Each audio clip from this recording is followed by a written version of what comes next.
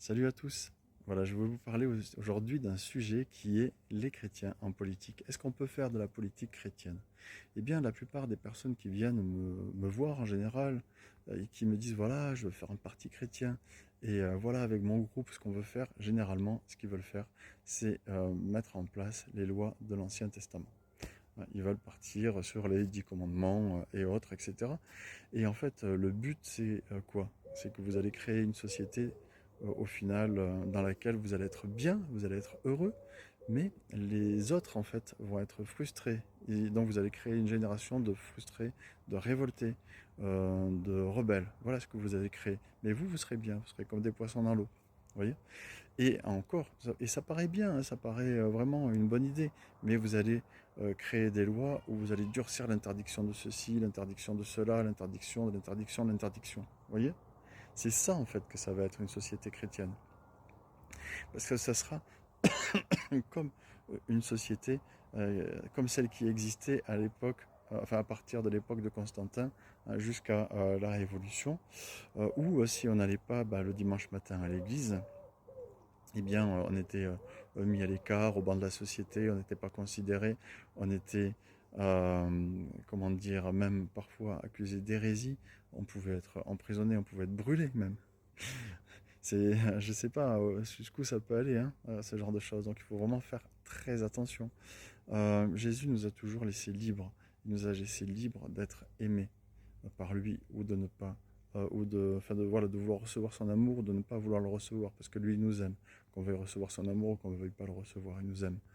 Il nous a laissé libre d'être esclaves ou laissé libre d'être libre, justement, d'être libéré de tout ce qui est addiction, etc.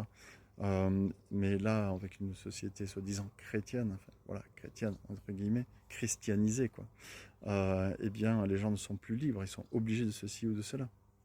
Et il nous a toujours laissé libre aussi d'être sauvés ou de ne pas être sauvés, c'est-à-dire de l'accepter, d'accepter le sacrifice qu'il a fait pour nous, de ne pas l'accepter.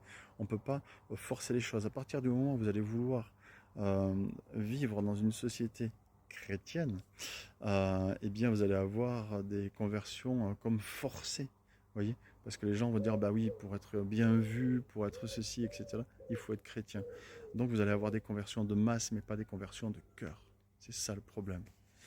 Et encore une fois, les gens vont se révolter, vont se rebeller parce que vous allez leur imposer des choses, ou leur interdire des choses, et ils n'auront pas été transformés dans leur cœur.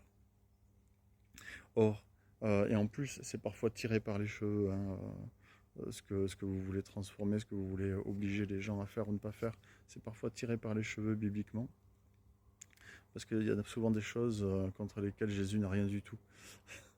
Vous voyez? Donc vous allez un peu plus loin, comme si Dieu fait pas bien son travail, quoi.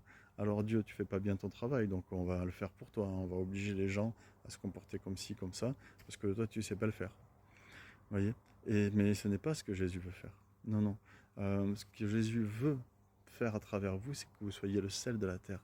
Il veut que vous alliez voir vos voisins, vos amis, vos familles, vos collègues de travail, que vous vous inscriviez à la salle de sport, voyez, et que vous puissiez partager son amour, que vous puissiez être le sel de la terre, c'est-à-dire apporter quelque chose de différent, apporter une écoute, apporter la guérison du cœur, voyez, à des personnes qui ne savent plus où ils en sont dans ce monde perdu.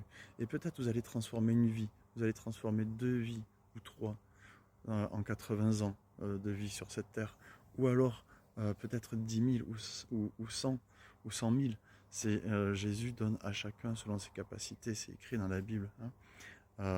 Mais si vous voulez entrer en politique, vous allez avoir l'espoir de faire des conversions de masse, d'obliger les gens, et ça, vous allez juste créer une société de rebelles et de révoltés, et vous allez trahir le message de Jésus, et vous allez le falsifier, vous allez le tordre, vous allez vraiment en faire quelque chose auquel les gens seront rebelles et réfractaires.